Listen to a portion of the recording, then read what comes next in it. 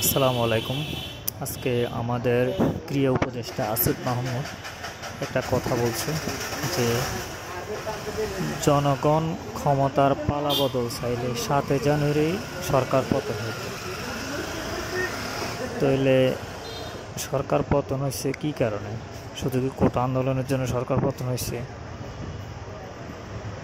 শুধু কি কোটা আন্দোলনের জন্য সরকার পতন হয়েছে, নাকি মানুষের নার্ভিসাস হয়ে গেছিল মানুষের জীবনটা এই সরকারের কারণে?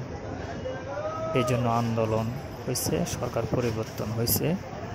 সরকার পরিবর্তন মানে হলো একটা নির্বাচিত সরকার আসা। তার মানে কি আপনারা কি আন্দোলন করছেন আপনারা ক্ষমতায় বসার জন্য? আপনারা কি আন্দোলনটা আপনারা ক্ষমতায় বসার জন্য আন্দোলনটা করছিলেন, নাকি কোটার জন্য করছিলেন?